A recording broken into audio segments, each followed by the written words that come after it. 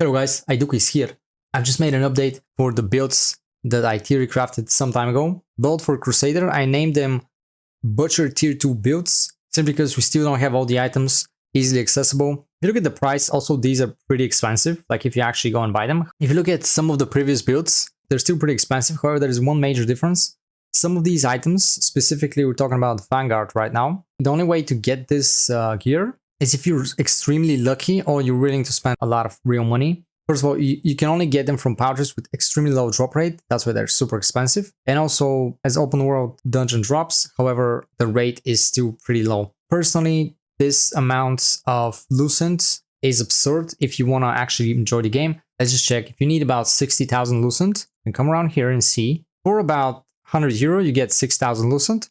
So that means about 1,000 euro for one set. In my estimation, it's going to take some time, and they'll just simply do the same like they did before with tier 1. They'll add a lot of these items acquirable through dungeons, so it's going to be way easier and cheaper to get them. And I call this, the first couple of weeks, even a month, I would call this the whale milking phase. This is why we have milestones, and this is pretty much the whole idea of them making money. So I'm not really going to talk about this too much right now, but yeah, these previous builds that I made are not exactly viable right now. A lot of other guides and also on the main websites like Questlog and Maxroll, they're only showing you like top end game builds that are actually just with these items or even more difficult to acquire items, which pretty much caters only to the elite players. I'm looking at the majority of people because I want to make the game as accessible as possible to the majority of the people. That's why I'm focusing on those kind of things. It's just ridiculous, in my opinion, to spend this amount of money every single time you have new builds that you have to make, because early on it's going to be really expensive. Later, of course, a lot of those things will be cheaper, but we're going to look at these two builds. Right now, all of these items are accessible through farming, and you can actually get them with coins, and they're not really that expensive. It's going to take you time, and if you're not lucky as well, it's going to be even more time. However, at least you can actually get them in the game, guaranteed, if you just farm long enough. Otherwise, it's still actually pretty expensive if you just buy everything. And of course, you're going to need the traits, which that's a whole different story. So if you're not that lucky, you're going to have to craft a lot of these items multiple times, which is kind of crazy in my opinion. The amount of time required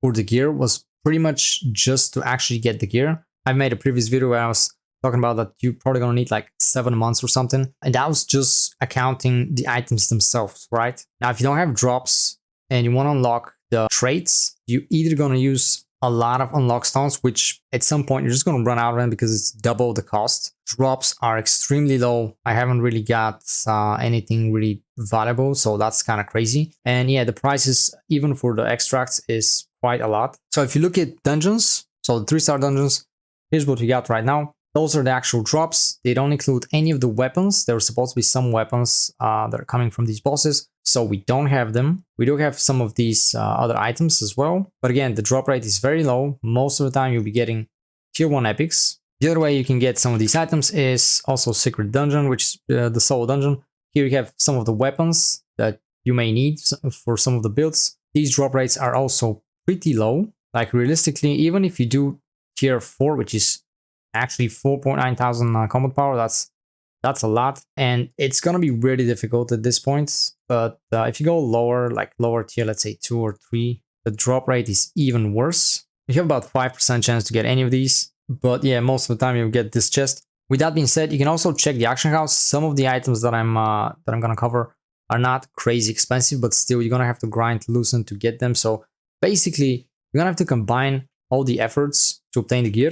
So the first build, pretty much the only PvP related stuff about it is some of the accessories and basically the traits and runes, because yeah, the actual gear set is not really ideal for PvP. So yeah, that's kind of like the sad part. We're going to use Wraith Knight armor, which is actually the same like the other one. We just have some small difference in accessories and traits as well. But that's pretty much the only kind of armor that I can think of right now that it's not too difficult to obtain. You can actually farm it, you can get it, which actually synergizes very well with tanks, with Crusader specifically because of the HP boost and also the heavy attack chance that you're going to get based on HP. But again, that's really not what we want to do in the end game. I would simply advise you to just wait a bit longer, see how it goes. And we're gonna have to see if they're gonna adjust those things.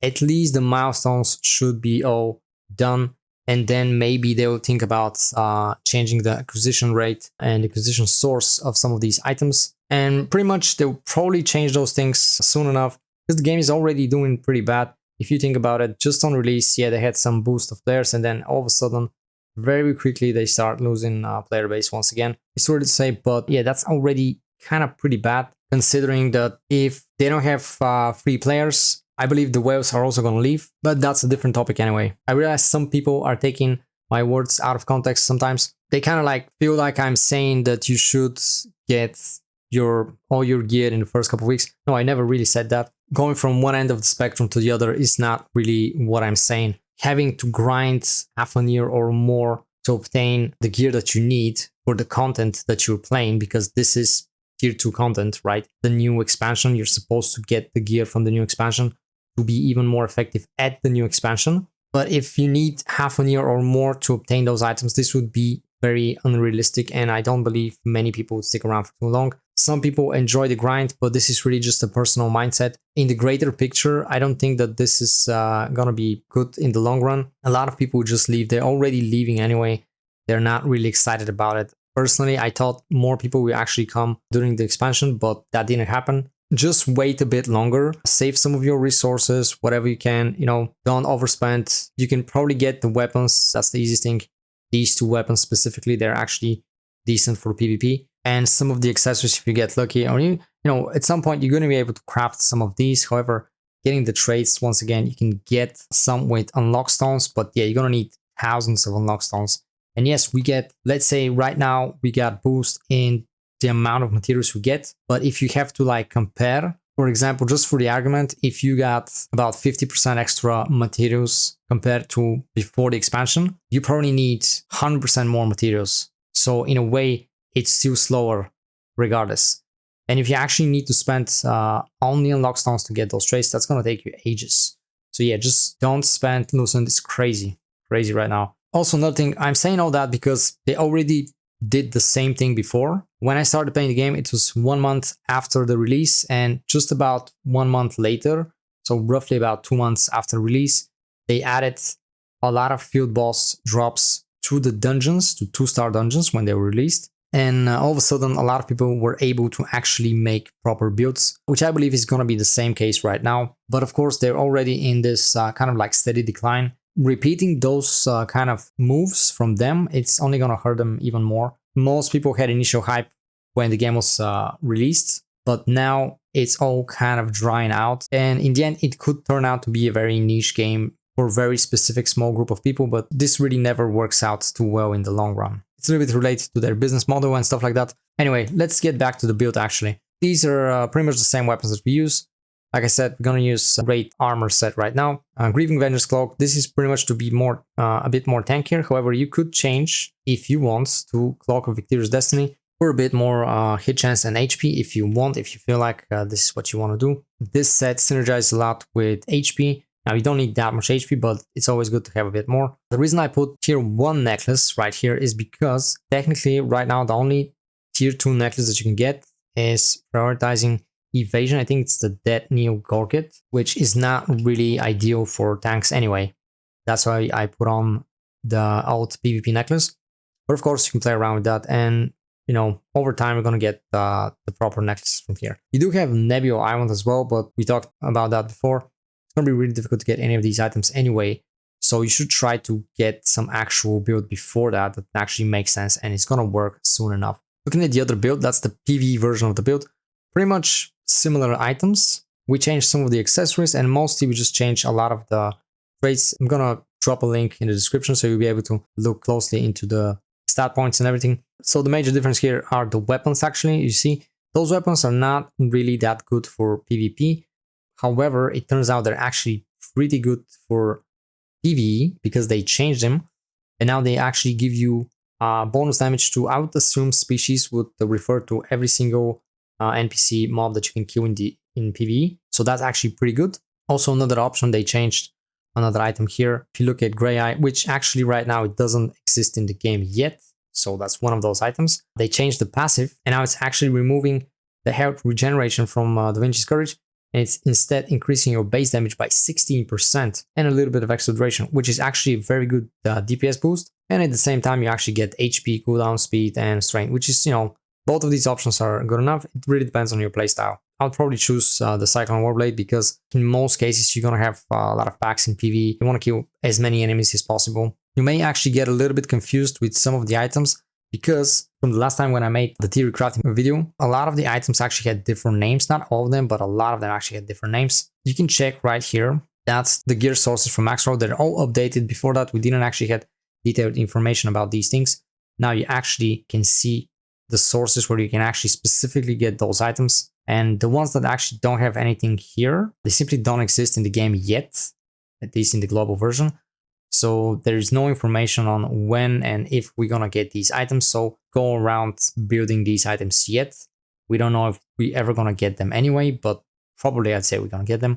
And you can see some of the names of the items are changed as well. Also before that, we had information here that some of these items, for instance, this set, Royal Praetor set, that was Palace Guard set, you were able to acquire them from dungeons, from co-op dungeons. At least that's what it said. However, that's the full update. And as you can see, you get this set, any of the items from at least Field Boss or actually even Arch Boss. So those items will be extremely expensive at first. They're probably really good for tanks, but we'll see if they're gonna change that in the future, just like with tier 1 and add them, at least some of them in the dungeons. So yeah, it's gonna take some time anyway. Another thing to keep in mind, when I was talking to a lot of people, and actually when you look at the new stuff that you get, shield block chance kind of feels a bit nerfed.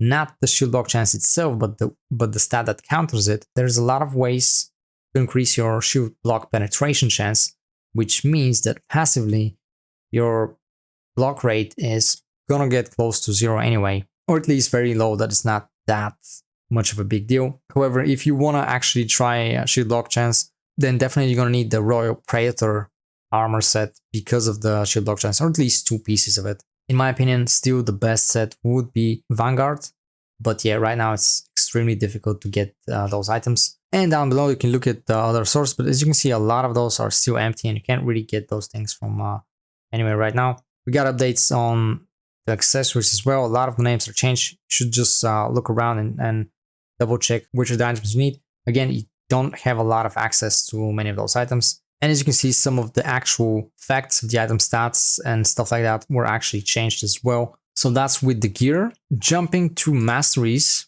I'm not really gonna use the quest log mastery right now. You can still look at the old ones. However, the reason I'm not gonna look into these yet is because right now it's a bit funny when you actually level these up. It feels like it's bugged or something. You can use them as reference. However, I'm just gonna show you the in-game masteries that I have.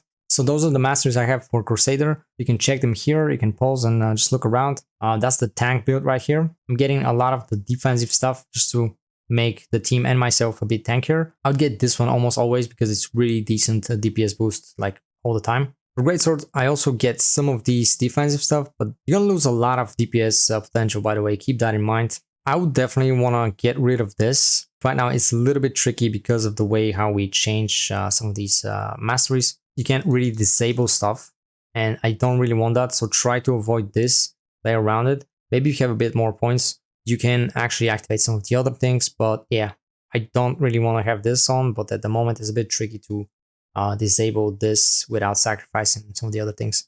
Then we look at the DPS build. You'll probably guess it's the opposite end. Those are the ones I can activate right now. You could try to get this one, but yeah, you have to play around, specifically make your build around these skills. So that's why I didn't really prioritize that. That is probably one of the most versatile and pretty good epic masters you can get from Greatsword. You probably almost want to get this for both PvE and PvP. So when it comes to the build, it's not much different. I have all these on quest log as well. You can check them out. So if you didn't use some of these skills before, it's actually decent to use them now because you have even more benefit from using, for instance, this one, Power Breach. Whenever you use Shield Strike, Witty Retort, and Shrouded Victory, you increase your skill damage boost for a short time. You may want to try to kind of like change your build around them because you're going to get this boost very often. For instance, when it comes to this, that's the AoE build. As you can see, I made some changes. Obviously, when you have the Titanic Quake Blade, you cannot use Frost Cleaving. No point. You lose a lot of the range, the radius of the skill, but it's actually overall more damage. And that saves you some points as well. And the major difference here is we use Witty Retort. Also, we have new mastery that actually benefits from retier Thor as well. And most of the time in big stacks of enemies, you're not going to have much of a problem with mana regen. But if you do have, you can always use this, and it's actually pretty good. It's not that good for damage, but yeah, you're going to store a lot of mana, and also it's going to activate the mastery. So for PvP, things are not much more different. Obviously, you're going to have big trouble in PvP right now because most of the people are probably whales anyway. But I've changed this, so now I'm using Barbaric Dash to get some extra speed. And if you look at the mastery for PvP, it's kind of like all over the place. But I specifically wanted to get some of these things activated. For instance, this one, whenever we use Barbaric Dash, is going to also increase crowd control resistance for the duration of the effect. And we're going to activate this very often because we have short cooldown on our mobility skills. This one does decrease our melee heavy attack chance. At some point, you may want to change to force capacity, just so you remove the heavy attack chance decrease. Also right here, we got this one. Now, I tried to use it. It's actually not that bad. You can move around when you use that blow and Windbreaker. But right now, I'm not really using it. And it's just staying here because I don't have any other major option. To get some of these, we're going to have to play around with a bit extra mastery points and probably remove this one to activate this one, which is going to increase the range of these skills. So that's not a bad thing. And then looking at the sword, we also got some defensive stuff, which do decrease DPS stats, but increase our survivability quite a lot as well. And now when it comes to artifacts, for the PvE build, I would say go for critical hit chance, go for the Chaos Harbinger set, because you're going to increase your DPS a lot and you'll be already tanky enough. At this point, even with almost full tier 1 gear, I'm tanky enough with the new masteries to do just about anything anyway. And you're only going to get stronger as you progress and get more tier 2 gear. So I would just go with this artifact set. However, if you do feel the need to be a bit more tanky, you can always choose the Ancestral Armor, because it's just going to synergize even more with you, just going to get your HP to tremendous amount, because you already have a lot of HP, and 6 set bonus gives you % base HP. So as a tank, you're going to benefit from this specific set the most. Or you can choose things like Forsaken Zealot, which is going to increase your defense, some stamina and stamina regen, and again, % based defense, which is also pretty powerful. You can look at the actives and passives as well. It's really up to you. If you want to be tankier, you can choose any of these two. But for most of the cases, this would be the best choice because you're already tanky enough. Maybe if you want to play around, experiment with something like that in PvP as well, which however, you're going to have very low hit chance. You may want to work on that as well. Then you're going to have to look at these. For PvP, I would strongly recommend just going with Greed Seeker, simply because we already suffer a lot from not having Vanguard and our endurance is relatively low, proper tier 2 PvP. That's why we'll just compensate a little bit with this artifact set. Another thing to keep in mind with artifacts, it turns out if you click on them, you can just choose the best type of trait that you really want. If you were not aware, those traits are actually random. So if you go with artifacts, this is the actual in-game menu. You look at this is the PvP build, for instance. Look at these, and you see below the base stat, see below, you have these 3 traits. Those are the actual traits, and they're all completely random. It may take some time until you get the ideal stats, and also on top of that, they're not going to be all maxed trait. So you see some of them have these stars on them. This means that this is the highest amount of stats you can get for the trait. So if you have, let's say, 2 stars, that means that 2 of these stats are maxed out. And if you actually want to have this one, that's great.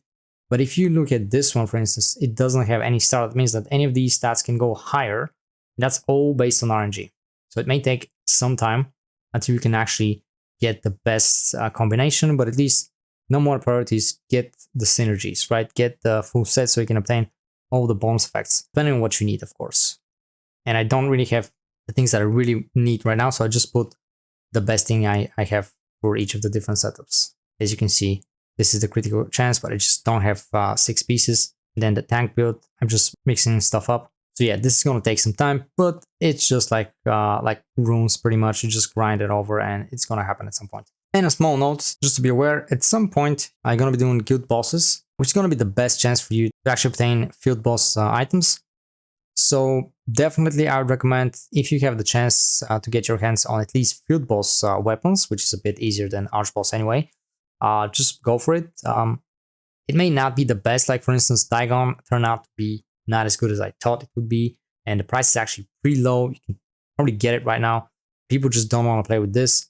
I really felt like I could play Captain America with this. And maybe if it gets really cheap, I'm just going to buy it and just experiment with it. But yeah, this is pretty cheap right now. However, this one, Narrow Frenzied Great Blade, that's going to be expensive as far as I'm aware. If you look at the Greatsword, it's already in the game because the boss was released recently.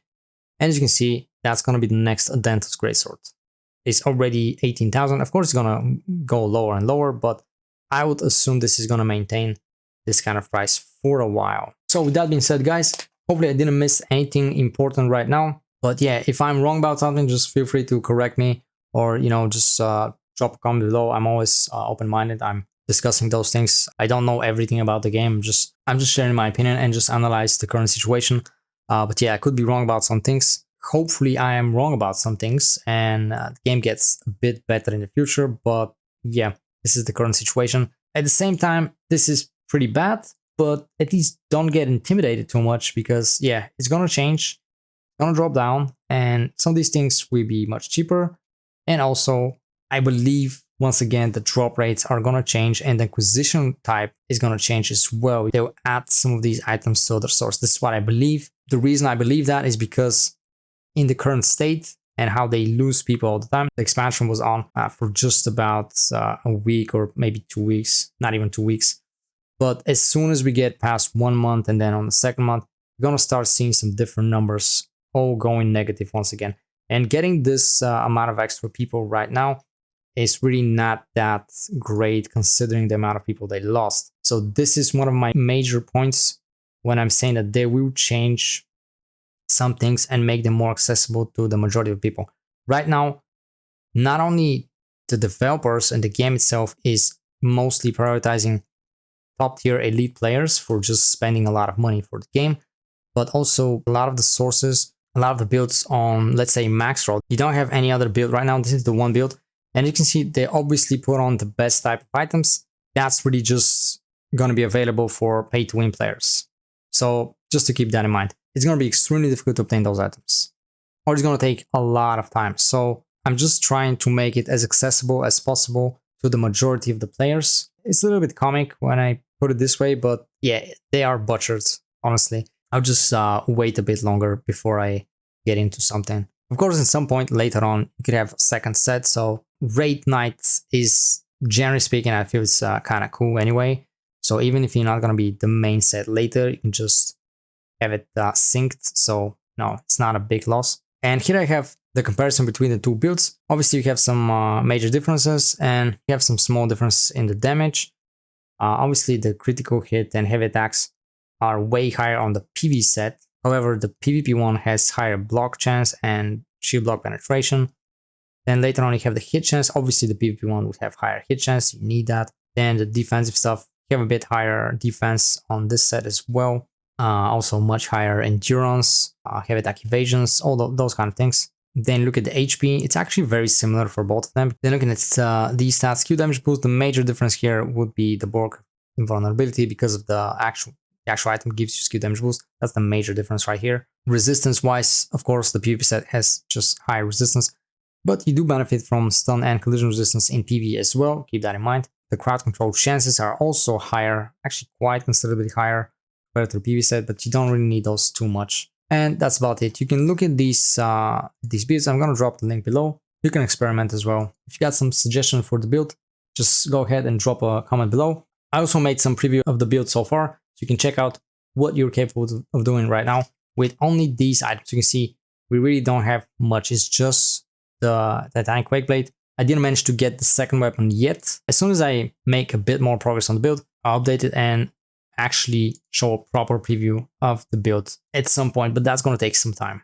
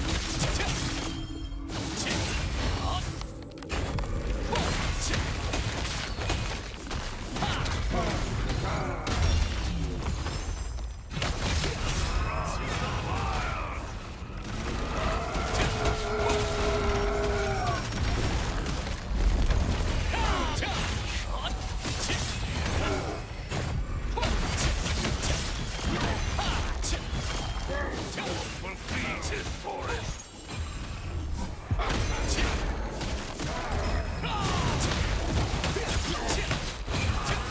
Fresh mud for my soil. Horse will feed this forest.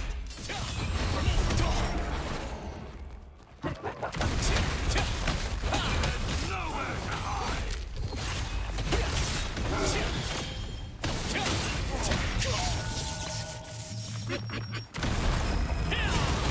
Nowhere to hide.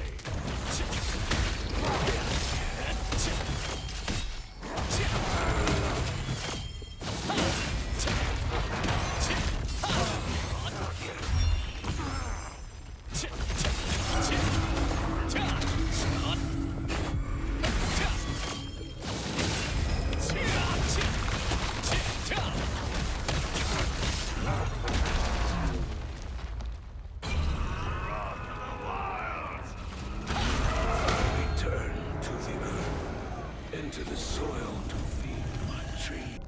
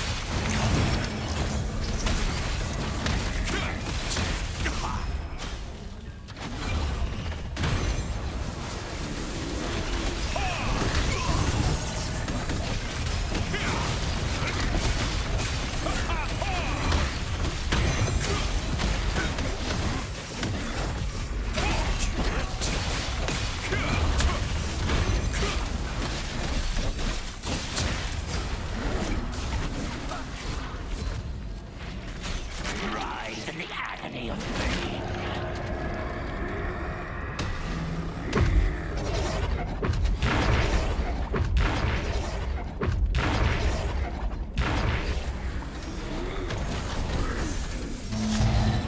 Nowhere to run.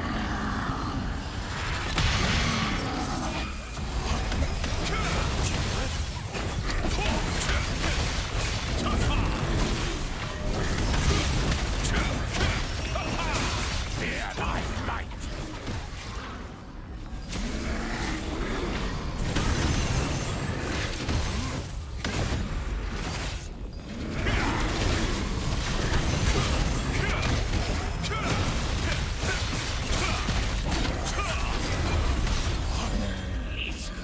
Is the Crimson finally over?